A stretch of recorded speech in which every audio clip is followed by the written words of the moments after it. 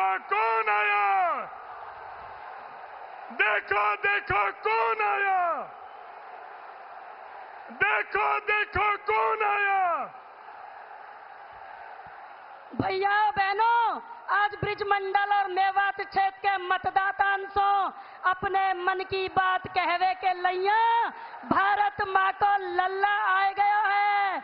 अरे कोई पुष्पन ते, कोई तारीन ते और कोई खुशी के आंसू ते और भारत माँ के शेर को स्वागत कर रहे हैं।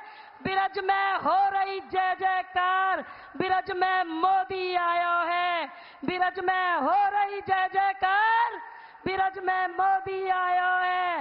मोदी जी को जय श्री राम, मोदी जी को जय श्री राम।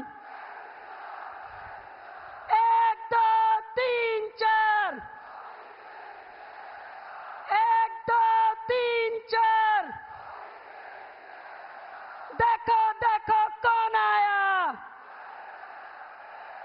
देखो देखो कौन आया। इसी के साथ ही मैं माननीय मुख्यमंत्री जी से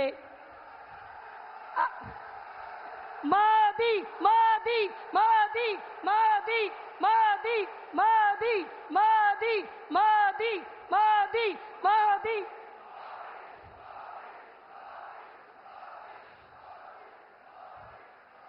माननीय प्रधानमंत्री जी, हमारे मुख्यमंत्री जी को देखकर मुझे 2 पंक्तियां याद आती हैं। यह सुख कैसा शासन का, शासन रे मानव मन का, ठीक आप ही का अनुसरण करते हुए हमारे मुख्यमंत्री जी मानव हृदयों पर राज कर रहे हैं। इसलिए मैं माननीय मुख्यमंत्री जी को आमंत्रित करती हूं कि वो आए और अपने शब्दों के द्वारा माननीय प्रधानमंत्री जी का पलवल की इस रैली में हार्दिक अभिनंदन करें, स्वागत करें। माननीय मुख्यमंत्री जी।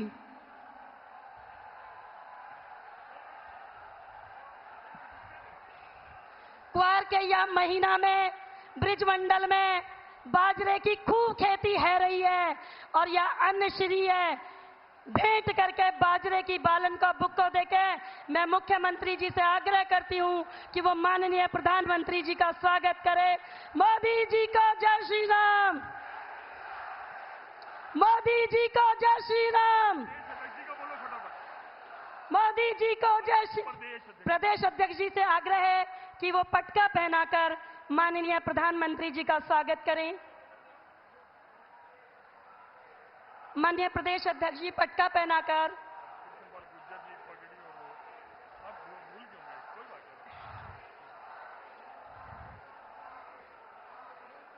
इसके पश्चात मैं सम्मानित केंद्रीय मंत्री माननीय श्री कृष्णपाल गुर्जर जी और मुख्यमंत्री जी से आग्रह करूंगी कि आप हरियाणा की शान पगड़ी पहनाकर माननीय मुख्यमंत्री जी का इस सभागार में स्वागत करें। फरीदाबाद के जिलाध्यक्ष श्री राजकुमार वोहरा जी और पलवल के जिलाध्यक्ष श्री चरण सिंह तेवतिया जी से भी आग्रह है कि आप कमल का फूल भेंट कर माननीय प्रधानमंत्री जी का इस सभागार में पहुंचने पर ब्रिज भूमि में हार्दिक स्वागत करें, अभिनंदन करें। माननीय मुख्यमंत्री जी।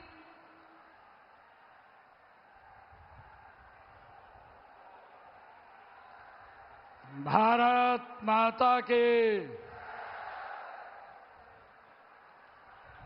एक जोरदार जयकारे के साथ आज हमारे बीच में दुनिया के सबसे लोकप्रिय नेता, भारत के यशस्वी प्रधानमंत्री इस ब्रज की भूमि पर आए हैं। एक जोरदार जयकारे के साथ भारत माता के। आज हम सब का परम सौभाग्य है, आदरणीय प्रधानमंत्री जी एक बार फिर हरियाणा में आपका स्वागत है, अभिनंदन है। आपने हरियाणा चुनाव का शंखनाद कुरुक्षेत्र से किया था और आज ब्रज की इस पावन भूमि पर हम जनता का आशीर्वाद लेने के लिए यहां आए हैं। इस ब्रज भूमि में आने पर पूरे हरियाणा की ओर से आपको जय श्री कृष्णा। चुनाव के 4 दिन बचे हैं। आज माननीय प्रधानमंत्री जी हमारे बीच में हैं। मैं आज आपको बताना चाहता हूं, नीति, नियत और नेतृत्व सही हो 10 सालों में क्या कुछ हो सकता है। इन 10 सालों में देश कितना मजबूत हुआ है और हरियाणा कितना आगे बढ़ा है। माननीय प्रधानमंत्री जी, मैं पिछले लगभग 6 महीने से लगातार लोगों के बीच जा रहा हूं, उनसे मिल रहा हूं और मैं जब किसी गरीब के घर जाता हूं, उनका आशीर्वाद लेने के लिए मैं वो बताना चाहता हूं। मैं जैसे ही घर के अंदर जाने लगता हूं तो वहां प्रधानमंत्री आवास का बोर्ड लगा मिल जाता है। फिर अंदर जाता हूं तो पानी का नल मिलता है, शौचालय मिलता है, व्यक्ति चाय के लिए पूछता है और बनाकर ला देता है। तो बताता है कि गैस का कनेक्शन भी सरकार ने दिया है, बिजली भी उस घर में होती है। अगर कोई बीमार दुखी होता है और हाल पूछता हूं तो पता चलता है कि इलाज भी आयुष्मान से हो रहा है। माननीय प्रधानमंत्री जी, मैं उस घर से लौटकर वोट की अपील करके बाहर नहीं आता, मैं खुश होकर आता हूं। आपके नेतृत्व में हमने उस गरीब के जीवन को बदला है जिसे पिछली सरकारों ने उसके हाल पर छोड़ दिया था। माननीय प्रधानमंत्री जी, मुझे खुशी है इस बात की होती है कि हम उस तक पहुंच पाए हैं जिसके पास आजादी के 70 सालों में कोई सरकार नहीं पहुंच पाई थी। माननीय प्रधानमंत्री जी, यह सब 10 सालों में हुआ है। भारतीय जनता पार्टी की सरकार में हुआ है, आपके नेतृत्व में हुआ है। कांग्रेस पूछती है 10 सालों में हरियाणा को क्या मिला। एक एमपी हाईवे कांग्रेस से 10 साल में पूरा नहीं हुआ था। माननीय प्रधानमंत्री जी, 152D Dwarka expressway, Delhi Mumbai expressway, Dehradun Ambala Delhi expressway और हरियाणा के हर जिले से गुजरता हुआ एक नेशनल हाईवे हरियाणा को दिया है। यह मात्र 10 सालों में हुआ है। माननीय प्रधानमंत्री जी, आज रेवाड़ी में एम्स का काम शुरू हो चुका है। झज्जर में एम्स का कैंसर सेंटर बन चुका है। अंबाला में कैंसर हॉस्पिटल बनकर तैयार है। प्राकृतिक चिकित्सा का सबसे बड़ा केंद्र झज्जर आ गया है।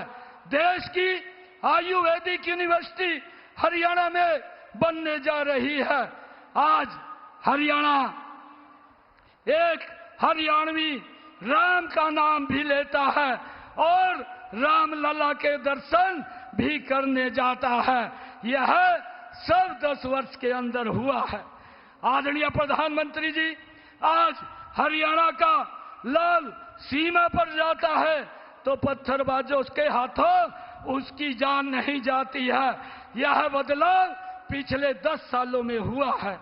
आदरणीय प्रधानमंत्री जी, यह बदलाव आदरणीय माननीय प्रधानमंत्री जी श्री नरेंद्र मोदी जी के नेतृत्व में और आपके आशीर्वाद से बनी भारतीय जनता पार्टी की डबल इंजन की सरकार के कारण आया है।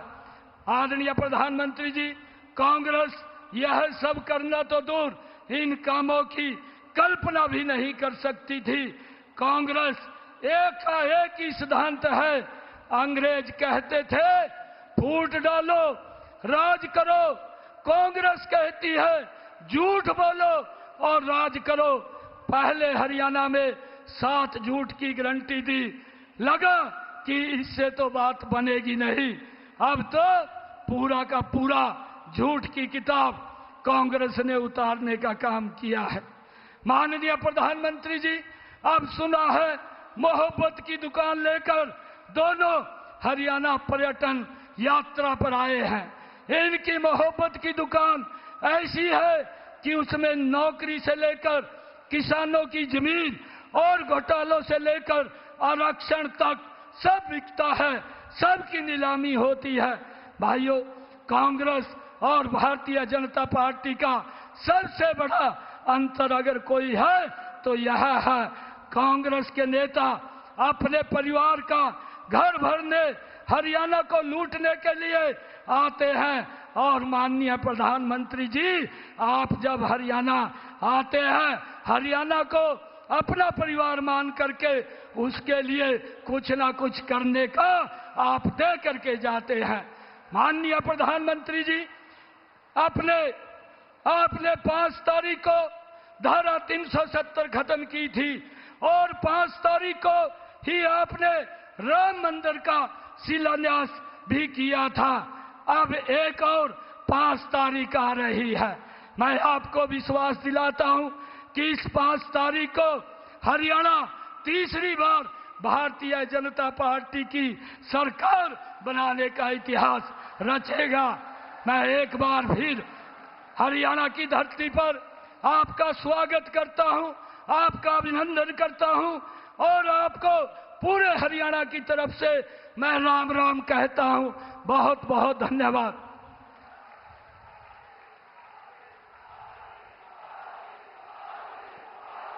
धन्यवाद मुख्यमंत्री जी। राम की सो मोदी जी, राम की सो मोदी जी, भरोसा है आपको। आपने विपक्ष के सदियों पुराने पिंजरों को तोड़कर हमारे सपनों को उड़ान दी है और इसी भरोसे के साथ मैं अपने अनवरत कर्मशील प्रधानमंत्री जी से आग्रह करती हूं कि आप आएं और हमारे भीतर ऊर्जा का संचार करें। माननीय प्रधानमंत्री मोदी जी को जय श्री राम, मोदी जी को राधे श्याम। देखो देखो कौन आया। जय जय श्री राधे, जय श्री कृष्णा। सारे बुजुर्गों ने, भाई बहना ने और नौजवान ने, मेरी औरतें, राम राम जी।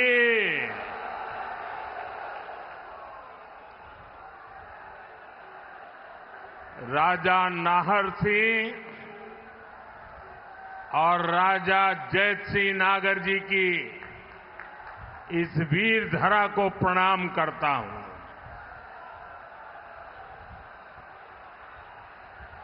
आप सभी इतनी बड़ी संख्या में हमें आशीर्वाद देने आए हैं।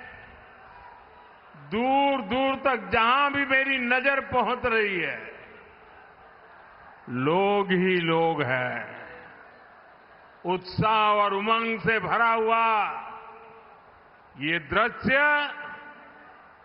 चुनाव के नतीजों का एहसास दिला रहा है।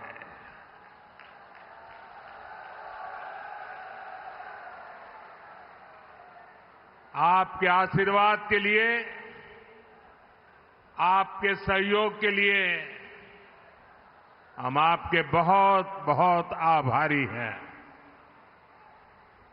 साथियों, हरियाणा में तो चुनाव अभियान चल रहा है, लेकिन आज जम्मू कश्मीर में अंतिम चरण का मतदान हो रहा है।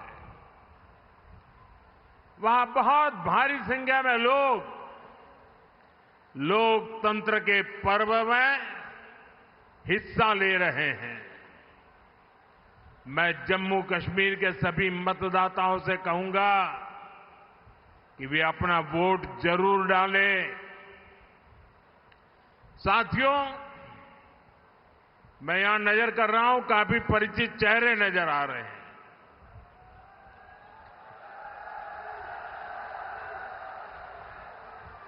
साथियों, मैंने एक सामान्य कार्यकर्ता के रूप में लंबे समय तक हरियाणा की जमीनी राजनीति को देखा है।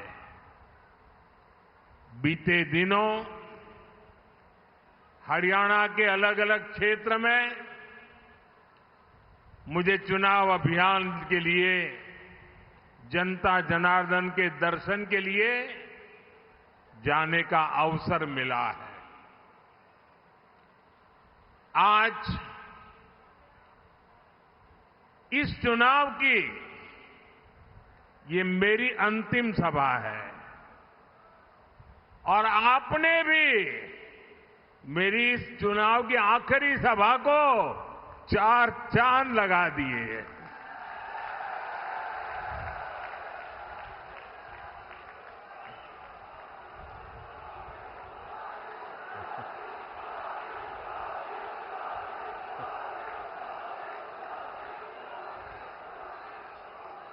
आज गांव-गांव में चारों तरफ भाजपा की लहर है। हर जगह एक ही आवाज गूंज रही है, भरोसा दिल से, भाजपा फिर से। भरोसा दिल से, भरोसा दिल से, भरोसा दिल से। हरियाणा का तो ट्रैक रिकॉर्ड रहा है। केंद्र सरकार में, दिल्ली में जिसकी सरकार रहती है, हरियाणा वहीं रहता है।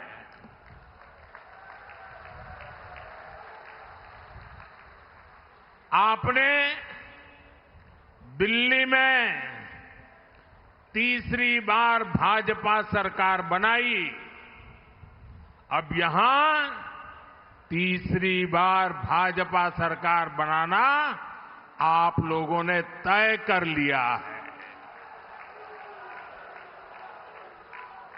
साथियों, हरियाणा की इस धरती ने हमें गीता का संदेश दिया है। हरियाणा ने हमें सिखाया है, काम करो, मेहनत से काम करो। लेकिन कांग्रेस का फॉर्मूला है, न काम करो और न दूसरों को काम करने दो। कांग्रेस की राजनीति केवल झूठे वादों तक सीमित रहती है, जबकि भाजपा की राजनीति मेहनत करना और परिणाम ला करके दिखाना। हम मेहनत पे ध्यान केंद्रित करते हैं, हम परिणाम पर ध्यान केंद्रित करते हैं। और कांग्रेस कभी भी खुद मेहनत नहीं करती। कांग्रेस को लगता था कि 10 साल हो गए, हरियाणा वाले उन्हें थाली में परोसकर सत्ता दे देंगे। यही गलतफहमी कांग्रेस को मध्य प्रदेश में भी थी। वहां भी कांग्रेस के लोग पहले ही जीत का जश्न मनाने लग गए थे। लेकिन वोटिंग के दिन मध्य प्रदेश की जनता ने कांग्रेस को दिन में तारे दिखा दिए, आईना दिखा दिया। यहां आपके पड़ोस में राजस्थान है, वहां भी कांग्रेस ने किसानों और नौजवानों को भाजपा के विरुद्ध भड़काने की भारी कोशिश की थी, लेकिन हुआ क्या? कांग्रेस धड़ाम हो गई, धड़ाम। अब यहां हरियाणा में भी यही होने जा रहा है, धड़ाम।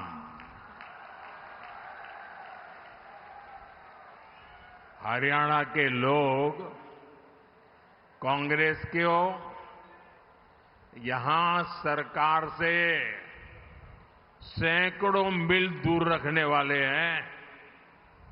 साथियों, यहां हरियाणा में कांग्रेस के भीतर जो कलह मची है, हरियाणा के लोग इसे भी देख रहे हैं। कांग्रेस से सबसे अधिक नाराजगी तो दलित, पिछड़े और वंचित समाज की है। दलित समाज ने भी ठान लिया है, बापू बेटे की राजनीति को चमकाने का अब दलित मोहरा नहीं बनेंगे।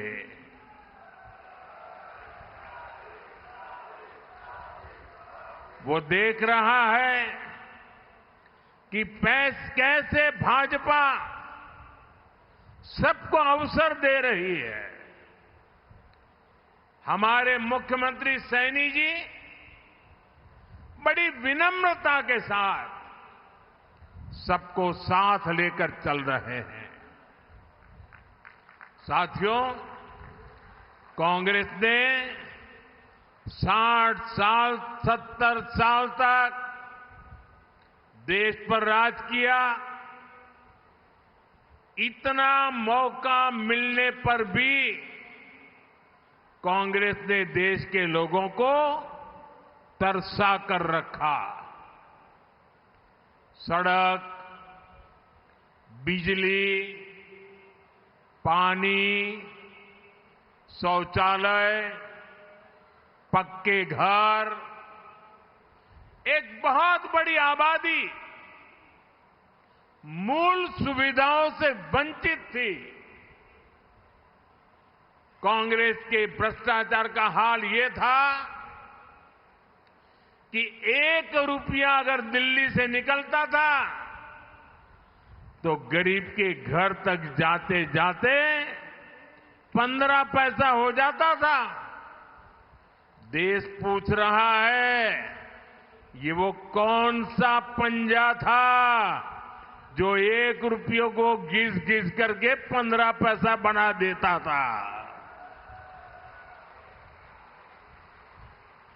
गरीबों के हक को लूटने वाले गरीबी हटाने का नारा देते थे। कांग्रेस ने देश के लिए जरूरी हर विषय को उलझाए रखा। वो उलझाने में एक्सपर्ट रहे हैं। कांग्रेस ने अयोध्या में राम मंदिर नहीं बनने दिया। कांग्रेस ने जम्मू कश्मीर में बाबा साहब आंबेडकर का संविधान पूरी तरह से लागू नहीं होने दिया। उसने हमारी बहनों को संसद और विधानसभा में आरक्षण से वंचित रखा। उसने हमारी मुस्लिम बहनों को 3 तलाक की समस्या में उलझाए रखा। यानी कांग्रेस ने देश की, देशवासियों की समस्याओं का समाधान नहीं किया, बल्कि अपने बेटे, बेटी, अपना परिवार, उसको स्थापित करने में ही पूरी की पूरी शक्ति लगा दी। साथियों, आज मैं पूरे देश के सामने पूरे हरियाणा के सामने एक सवाल रख रहा हूं। आखिर ऐसा क्या है कि कांग्रेस इतना कुछ गलत कर रहे हैं, इतने सारे पाप कर चुके हैं, फिर भी सरकार बनाने के सपने देखते हैं? मैं आपको बताता हूं कि आखिरकार कांग्रेस को ये सपने देखने की हिम्मत कहां से आती है। दरअसल कांग्रेस को लगता है कि भाजपा के समर्थकों ये सारे देशभक्ति से भरे हुए लोग हैं। ये देशभक्ति से भरे हुए लोगों का उनको भ्रमित करना, उनको तोड़ना, उसका कुछ रास्ता उनके दिमाग में चलता रहता है। बंद कमरों में कांग्रेस के नेता आप लोगों के लिए यही कहते हैं, कभी जात पात के नाम पर कहीं एक समाज को दूसरे से लड़ाकर कांग्रेस इस देश से देशभक्ति को ही चूर चूर करना चाहती है। कांग्रेस को लगता है कि देश के लोगों में एकता की भावना जितनी मजबूत होगी, कांग्रेस का जीतना उतना ही मुश्किल होना जाता है। और इसलिए कांग्रेस देशभक्तों की एकता तोड़ने के लिए नए नए प्रयोग कर रही है। लोकसभा चुनाव के दौरान उसने यही झूठ के प्रयोग किए थे। महात्मा गांधी सत्य के प्रयोग करते थे, ये झूठ के प्रयोग करते हैं। अब यहां हरियाणा में भी कांग्रेस उसका विस्तार कर रही है। साथियों, कांग्रेस को ये लगता है कि उसका अपना वोट बैंक तो पक्का है। वो सोचती है कि बटेंगे, लड़ेंगे वो लोग जो भारत से प्रेम करते हैं। हमें कांग्रेस की सोच और साजिश को कभी भी सफल नहीं होने देना है। इसलिए हमें आज संकल्प लेना है, पूरे हरियाणा को संकल्प लेना है। जो लोग भारत को प्रेम करते हैं, वे सब के सब एकजुट रहेंगे। हम एक हैं और हम एक होकर देश के लिए वोट करेंगे। हम एकजुट होकर अपने बच्चों के भविष्य के लिए वोट करेंगे। हम एकजुट होकर अपनी बेटियों की सुरक्षा के लिए वोट करेंगे। हम एकजुट होकर बिना खर्ची पर्ची के नौकरी के लिए वोट करेंगे। हम एकजुट होकर हरियाणा में नए निवेश, नई नौकरियों के लिए वोट करेंगे। हम एकजुट होकर अच्छी सड़कों, बेहतर सिंचाई के लिए वोट करेंगे। साथियों, कांग्रेस का सिर्फ और सिर्फ एक ही एजेंडा है, वोट के लिए तुष्टीकरण। ज्यादा से ज्यादा तुष्टीकरण। आप देखिए कांग्रेस आज क्या कर रही है। कांग्रेस कहती है और डंके की चोट पर कहती है और करती भी है। कांग्रेस कहती है कि वो दलितों और पिछड़ों का आरक्षण खत्म कर देंगे। कर्नाटका में इन्होंने यही तो किया है।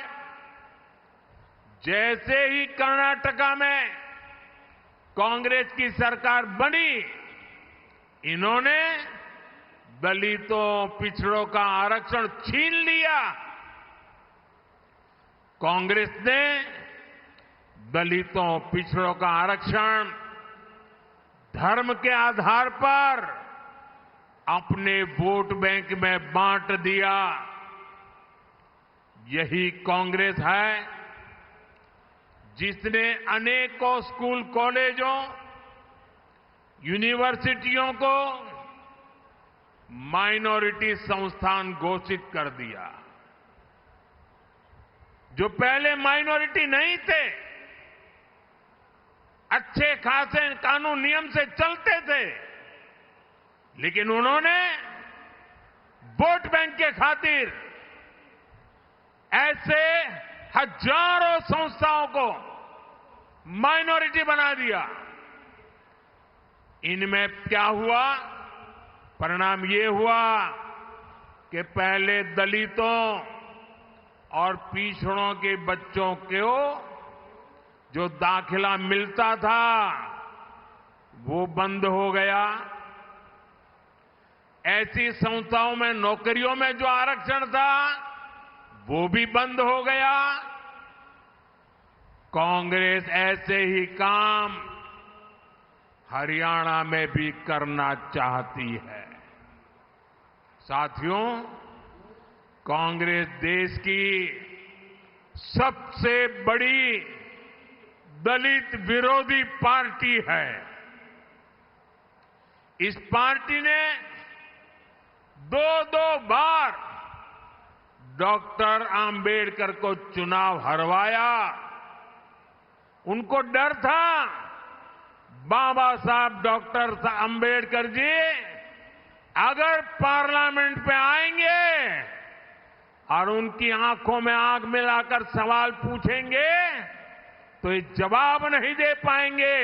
इतने वो बाबा साहब से डरते थे। इसलिए दो बार उनको पार्लियामेंट में न पहुंचे, इसलिए भांति भांति के षड्यंत्र किए। इन्होंने संसद के सेंट्रल हॉल की उनकी तस्वीर तक नहीं लगने दी। वो इतने डरते थे बाबा साहब से कि अगर संसद भवन में उनकी तस्वीर लग जाए तो भी ये कांपते थे। दलित हिंसा की सबसे ज्यादा घटनाएं कांग्रेस के राज में ही हुई है। और अब तो इनका एक वीडियो भी वायरल हो रहा है। इनके एक नेता जिन्होंने मिर्चपुर कांड के समय भी दलितों के साथ बदनीयत दिखाई थी, उनके ऑफिस में कांग्रेस कार्यकर्ता डंके की चोट पर ताली लेकर के सीना तान करके कह रहे हैं कि एक दिन तो आरक्षण खत्म होगा ही। यानी कांग्रेस ने आरक्षण खत्म करने का प्लान बना लिया है और उनके लिए हरियाणा इसका टेस्ट स्टेट होने वाला है। लेकिन साथियों, जब तक बीजेपी है, जब तक मोदी है,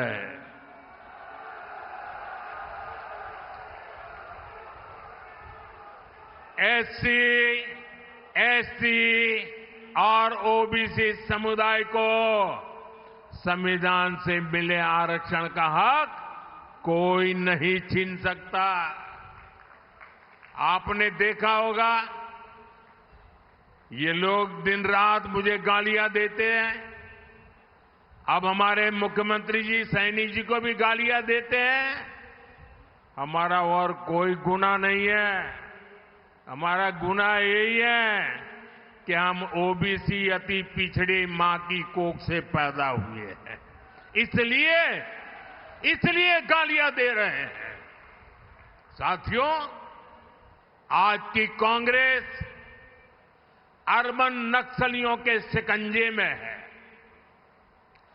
दुनिया में जो भारत को बदनाम करने में जुटे हैं, जो हमारे दुश्मनों के एजेंडे को आगे बढ़ाते हैं, कांग्रेस के ये नेता उनको खुलेआम गले से लगाते हैं। ये अर्बन नक्सली गठजोड़ भारत को कभी भी मजबूत होते नहीं देख सकता। इसलिए ये लोग हमारी सेना पर भी हमला करते हैं। आप देखिए, हमारी सेना ने दुश्मनों को बार बार पीटा, लेकिन कांग्रेस का शाही परिवार दुश्मनों की तारीफ करता है। साथियों, मैं सोशल मीडिया पर कुछ पोस्ट देख रहा था। वहां कांग्रेस को लेकर कुछ लोगों ने कुछ पोस्टर डाले थे। इनमें लिखा था कि कांग्रेस के लोग जोर जोर से कहते हैं कि 370 वापस लाएंगे, लेकिन कांग्रेस ने एक बार भी कभी ये नहीं कहा कि पीओ को वापस लाएंगे। पीओ के वापस लाना उनके मुंह से नहीं निकलता है। कांग्रेस ने देश का मुकुट तोड़ दिया, कश्मीर के भी टुकड़े कर दिए, इतना बड़ा हिस्सा गंवा दिया। ये उस पीओके को वापस लाने की बात नहीं करते, लेकिन ये लोग 370 वापस लाना चाहते हैं। ये बातें आज सोशल मीडिया पर कांग्रेस के लिए लिखी जा रही है। सही में ये देश का दुर्भाग्य है। 370 की वापसी के मुद्दे पर कांग्रेस को कौन उसकी तारीफ कर रहा है? कांग्रेस को पाकिस्तान की सरकार ने भरपूर समर्थन दिया है। अब आप ही बताइए, जो एजेंडा पाकिस्तान को पसंद है, वो कट्टर देशभक्त मेरे हरियाणा के लोगों को क्या कभी भी पसंद आ सकता है? क्या कभी भी पसंद आ सकता है क्या? जो कांग्रेस पाकिस्तान को खुश करती है, वो हरियाणा को कभी भी खुश रख सकती है क्या? साथियों, कांग्रेस देश की सबसे बेईमान और धोखेबाज पार्टी है।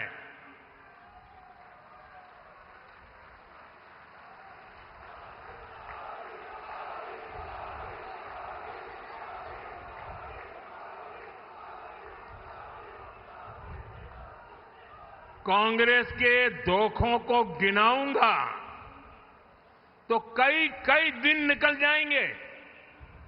मैं सिर्फ एक उदाहरण देता हूं।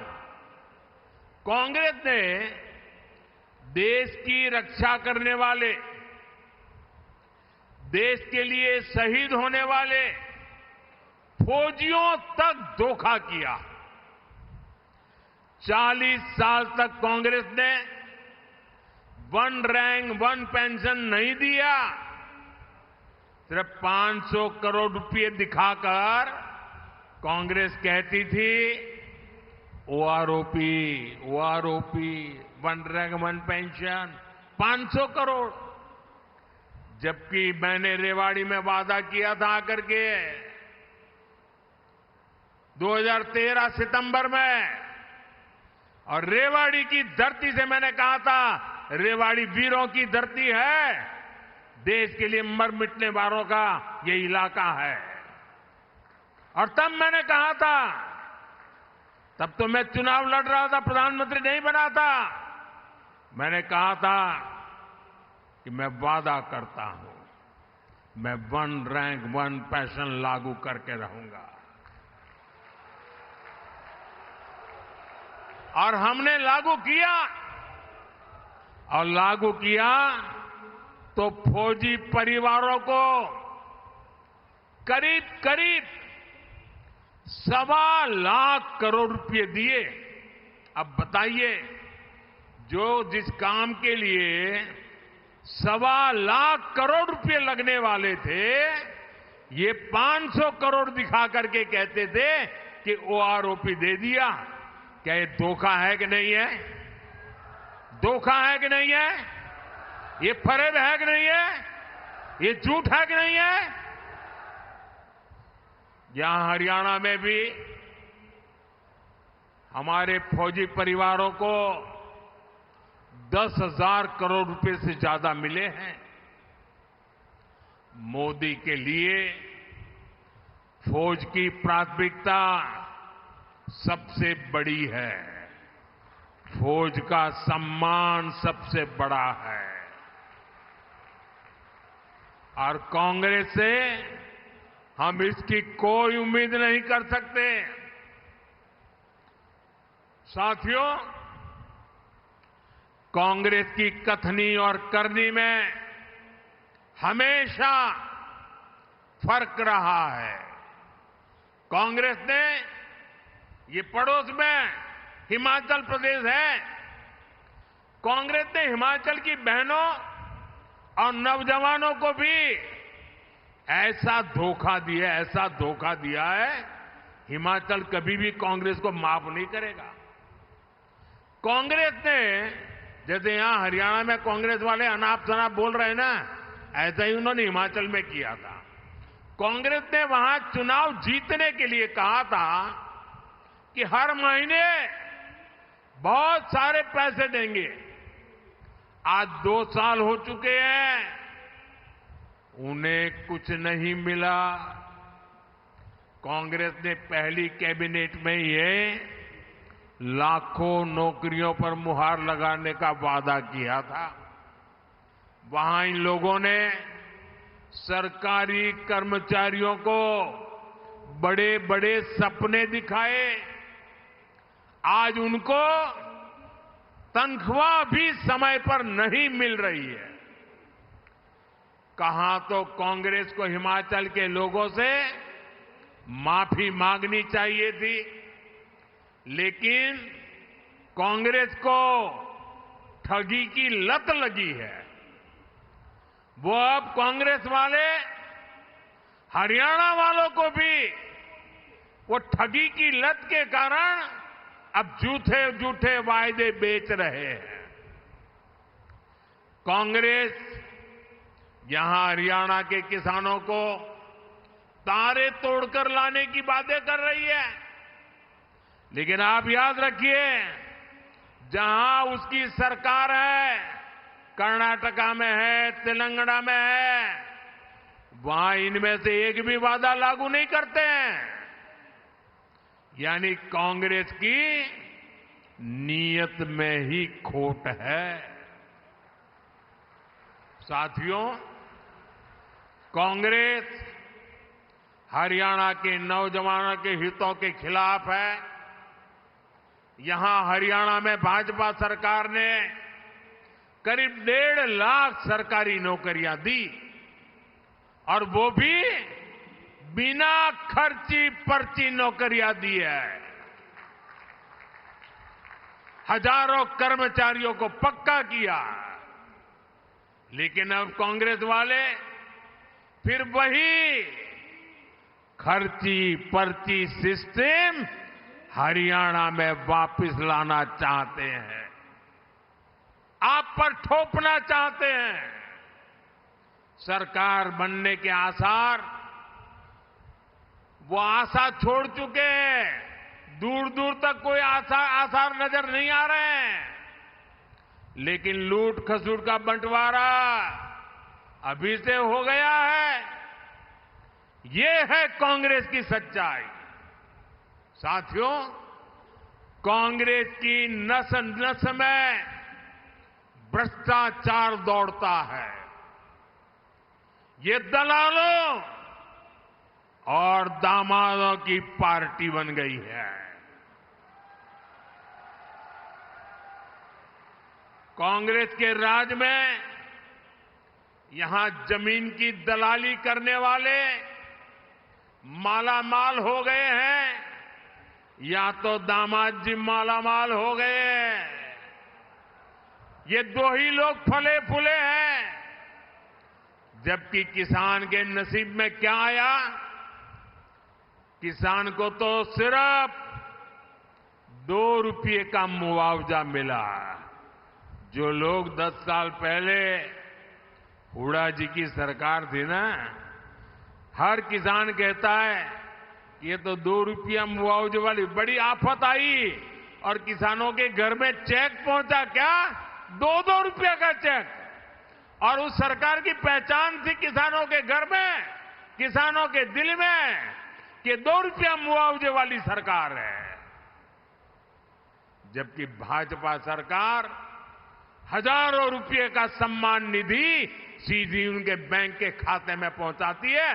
प्राकृतिक आपदा होती है तो सही मुआवजा देती है। साथियों, आज कांग्रेस यहां एमएसपी को लेकर बड़ी बड़ी बातें कर रही है। लेकिन कांग्रेस की सरकार यहां सिर्फ 3-4 फसलों पर एमएसपी देती थी। वो दिन जरा याद करिए। जबकि भाजपा सरकार 24 फसलों की खरीद एमएसपी पर कर रही है। पिछले 8 सीजन में एमएसपी के रूप में यहां के लाखों किसानों को 1,10,000 करोड़ रुपए से भी अधिक मेरे किसानों के खातों में गए हैं, उनको मिले हैं। आज यहां 20 से ज्यादा फल और सब्जियों के लिए भावांतर दिया जा रहा है। बाजरा और सूरजमुखी के लिए भी 900 करोड़ रुपए से अधिक इसका भावांतर दिया जा गया है। इससे हरियाणा के किसानों की बड़ी मदद हुई है। साथियों, आज मैं हरियाणा की माताओं, हमारी बहनों, हमारी बेटियों में भाजपा के प्रति सबसे अधिक उत्साह देख रहा हूं। यहां भी मैं देख रहा हूं, दूर दूर तक माताएं बहनें बैठी हुई है। हरियाणा की बेटियां आज चारों तरफ झंडे गाड़ रही है। भाजपा सरकार की हर योजना माताओं, बहनों, बेटियों में नया आत्मविश्वास पैदा कर रही है। मैं अखबार में एक बहन का इंटरव्यू पढ़ रहा था। उनको नमो ड्रोन दीदी योजना के तहत ड्रोन पायलट की ट्रेनिंग मिली है। वो बहन बताती है कि इस खरीफ सीजन में ही उन्होंने 800 एकड़ खेती पर ड्रोन से दवाई का स्प्रे किया और इससे उनको 3 लाख रुपए की कमाई हुई। एक सीजन में हमारे गांव की किसान की बेटी ड्रोन चला करके दवाइयां स्प्रे करके 3 लाख की कमाई करे, भाइयों बहनों, तब मन को संतोष होता है कि ये सरकार सही दिशा में काम कर रही है। जिन बहनों ने जिनके नसीब में कभी भी साइकिल या मोटरसाइकिल नहीं चलाने का सौभाग्य नहीं आया था, वो अब ड्रोन पायलट बन रही है। जो बहनें कभी सिर्फ परिवार पर आश्रित होने पर, परिवार पर ही आश्रित होकर के मजबूर रहती थी, वो आज लखपति दीदियां बनकर के परिवार का सहारा बन रही है। साथियों, भाजपा सरकार हरियाणा के विकास को, हर क्षेत्र के विकास को नई गति दे रही है। बल्लभगढ़ तक मेट्रो पहुंच चुकी है और अब पलवल भी मेट्रो से कनेक्ट होने वाला है। पलवल देश का हाईवे हब भी बन रहा है। भाजपा सरकार पूरे ब्रज क्षेत्र के विकास पर जोर दे रही है।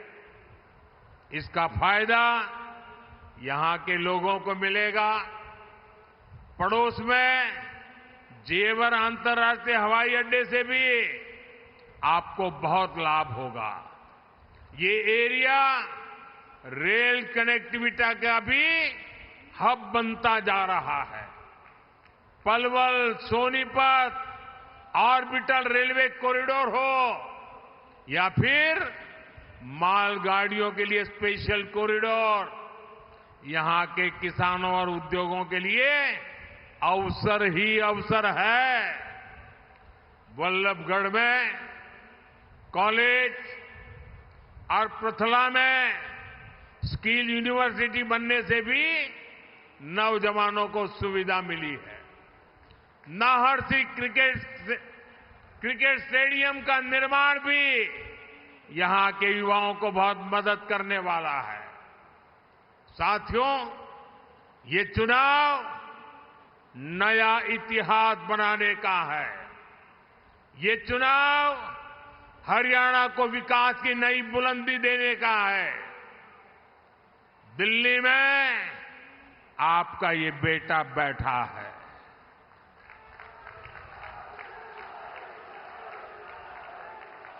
आप यहां तीसरी बार भाजपा सरकार बनाइए। मैं आज पलवल की धरती से पूरे हरियाणा के मेरे जागरूक मतदाताओं को, देशभक्त मतदाताओं को आग्रह करता हूं कि आप रिकॉर्ड वोटों से फिर एक बार भाजपा की सरकार बनाइए।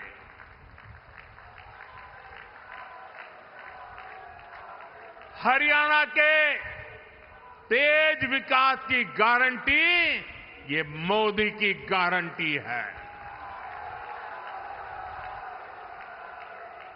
फरीदाबाद हो, पलवल हो, मेवात हो, गुड़गांव हो, भाजपा के हर उम्मीदवार को आपको भारी बहुमत से विजयी बनाना है। मैं सभी उम्मीदवारों से आग्रह करता हूं, जरा आगे खड़े हो जाए सभी उम्मीदवार जो चुनाव लड़ने वाले हैं, वो जरा आगे आ जाएं। आप सबके आशीर्वाद मेरे इन सभी साथियों को दीजिए। मुझे आपकी सेवा करने का मौका दीजिए। मैं फिर एक बार इतनी बड़ी तादाद में आशीर्वाद देने के लिए आए, मैं सर झुका करके आपका नमन करता हूं, आपका अभिवादन करता हूं।